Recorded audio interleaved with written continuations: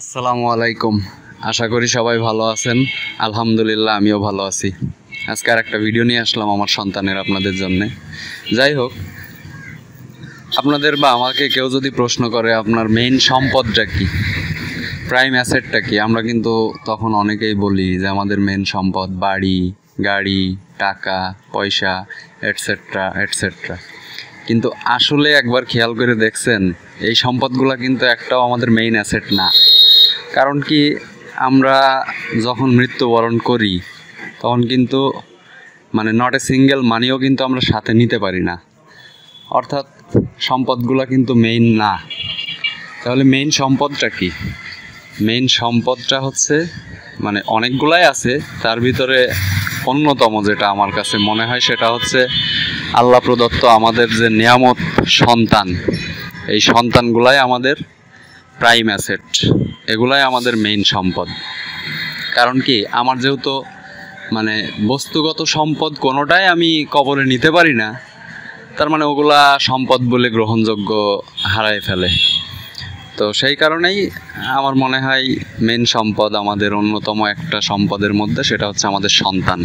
তো যাই হোক, আজকে বেশ কয়েকদিন ধরেই আমার ছেলে ইয়াস বলতেছে, বাবা আমার তো নাকের ভিতরে চুলকায়, সুড়সুড়ি দেয়, হাসি হয়। আমি বললাম, কেন, কি হয়েছে? ঠান্ডা লাগছে, কয়ে শ্বাসকষ্টও হয়। তো পরে আমি ওরে যখন বললাম যে দেখি কি সমস্যা, তখন দেখি যে নাকের একটু মাংস হালকাভাবে ওইটা ইনক্রিজ হয়েছে, বাড়ছে। তো যেটারে আর কি মেডিকেল ল্যাঙ্গুয়েজে পলিপাস বলে। তো পরে ও বলছে, বাবা আমার এইখানে যে আমার যে ওস্তাদ জি আছে, ওদের যে মেইন হুজুর, যার তত্ত্বাবধানে ওরা নাজেরা পড়ালেখা করতেছে, তো বলতেছে উনি ট্রিটমেন্ট করে, তো ওনার সাথে একটু কথা বলো। তা আমি বললাম, হুজুর আবার ট্রিটমেন্টও করে, চলো দেখি যাই। তো পরে আমি ওনার সাথে ডিসকাস করলাম যে ভাই ছেলের তো এই প্রবলেম। তো বলতেছে, ভাই আপনি যে ধরনটা বলতেছেন তাতে করে তো এটা পলিপাসের মতোই মনে হয়। তো আমি বললাম, ভাই আপনি একটু দেখবেন। তো উনি দেখলো, দেখার পরে আমি বললাম যে ভাই আপনি কি এটা ট্রিটমেন্ট করেন? তো বলছে, হ্যাঁ ভাই আমি কম বেশি করি। তাই বললাম, ভাই তাইলে আমার ছেলের একটা ট্রিটমেন্ট দেন। তো পরে উনি আন্তরিকতার সাথেই বেশ ট্রিটমেন্ট দিল। তো পরে আরও বেশ কিছু পেশেন্ট ছিল ওই সেম কেসের, তা উনি বললো, তা তাদের সাথেও একটু বাইদাবাই খোঁজ নিলাম যে না, উনি ট্রিটমেন্ট করে এবং আলহামদুলিল্লাহ অনেক আল্লাহর রহমতে ভালো হয়েছে অনেকেই। তো পরে আমি ওনারে বললাম যে ভাই আপনি ট্রিটমেন্ট দেন। তো উনি আর কি শুরু করছে ট্রিটমেন্টটা, যেটা দেখতেছেন আপনারা। তো ট্রিটমেন্ট দিল।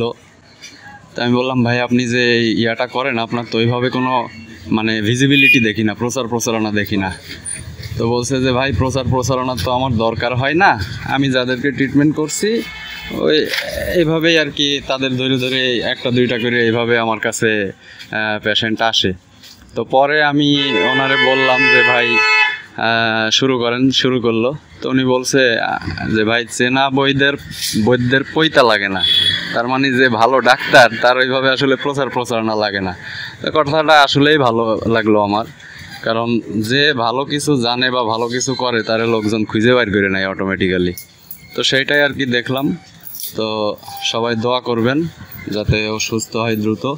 আর আমি নাম্বারটা দিয়ে দিচ্ছি, এই নাম্বারটা যদি কখনো প্রয়োজন পড়ে আশুলিয়াতে, তাইলে আপনারা ওনার সাথে একটু মিট করে নেবেন, তাহলেই হবে। তো ঠিক আছে, ভালো থাকেন সবাই, আল্লাহ হাফেজ। আমার ছেলের জন্য একটু দোয়া করবেন, ও যেন দ্রুত সুস্থ হয়। আসসালামু আলাইকুম।